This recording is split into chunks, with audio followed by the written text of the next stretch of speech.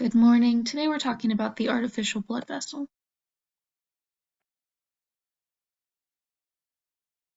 The purpose of this was to determine which material and design configuration offers the highest safety margin, most predictable flow behavior, and strongest potential for long-term manufacturability and clinical success.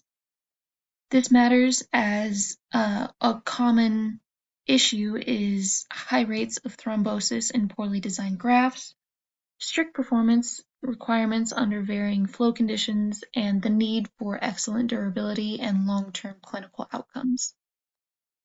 A design that demonstrates stable hemodynamics and high mechanical safety margins reduces the downstream risk, which is what we were looking for. Our key engineering insights are demonstrated in this graph as seen. We use 3 different lengths, 1 millimeter, 10 millimeter, and 100 millimeter, to represent typical grafting configurations. The primary flow findings were that flow remained laminar, pressure drops remained low, and wall shear stress scaled predictably. Most importantly, there were no hemodynamic red flags. Therefore, our baseline of 4 millimeters is a stable conduit. Structural safety. So every material works because the highest tube stress that we found was 0.0048 millipascals.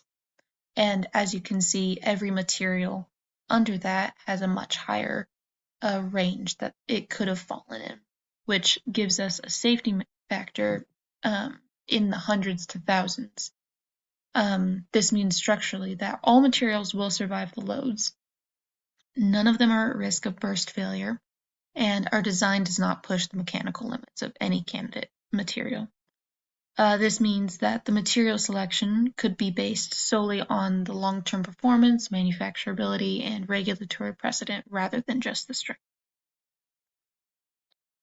Our 3 different materials were PCl, PU, and ePTFE. As you can see, they all were great candidates, with PCl being a good strategic choice if pursuing a regenerative product line, PU if the product strategy values native-like biomechanical matching, and of course our recommended material of ePTFE, which was the best candidate for a durable, market-ready, small diameter graft. So, why ePTFE? It's proven reliable, has minimal structural risk, predictable manufacturing, strong market positioning, and alignment with company goals. If the company aims to develop a long-term or long-lasting permanent vascular graft, ePTFE is the lowest risk and highest return material.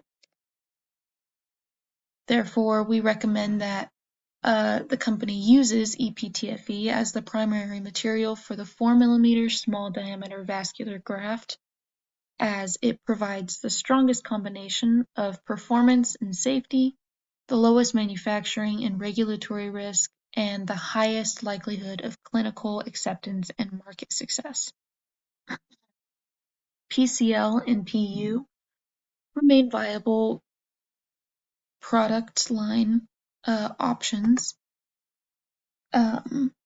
However, ePTFE is the most commercially ready material for initial productions. In summary, this design demonstrates stable hemodynamics, extremely high structural safety margins, and a clear material leader. ePTFE is the best strategic investment for launching a reliable, manufacturable, and clinically competitive vascular graft.